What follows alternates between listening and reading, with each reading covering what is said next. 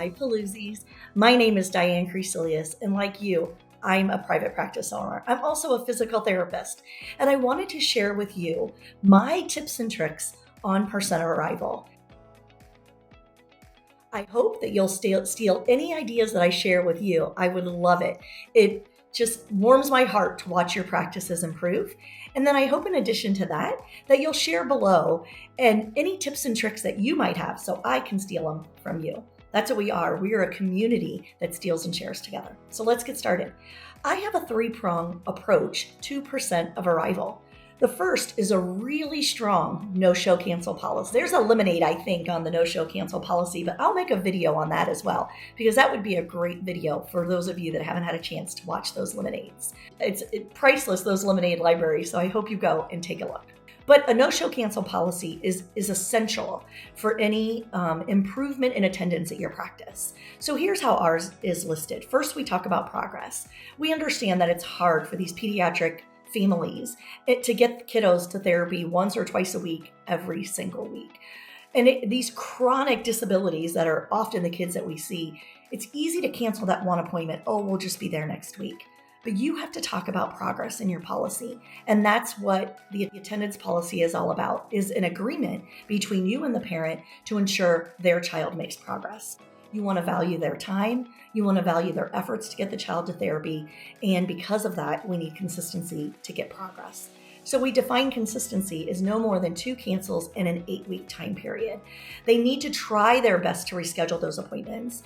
And when that third visit that they're trying to cancel in 8 week comes around and they're not rescheduling, we flip these patients onto what we call a flex schedule. They have to call in the same week and or the same day in order to schedule. Parents like the same time, same week, same therapist. So this often motivates parents to improve their consistency to therapy. So that's prong number 1, a fantastic no-show cancel policy. Prong number 2, great intentional conversations by your team. Get your team trained up. Get them trained to know how to go over the cancel and no-show policy and get agreement very early in the plan of care.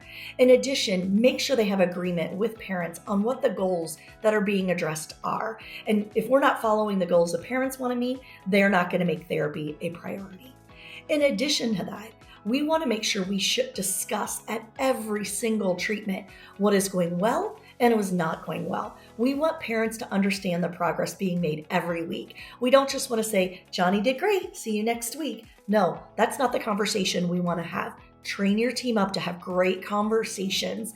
That increases consistency of attendance and improves progress. And that's what we want. Great progress for our kids, that we can talk about wins every week. And that keeps a family coming. That's prong number 2, intentional conversations. But you need a well-trained up team. Just don't assume that your team knows how to have these conversations. Train them up.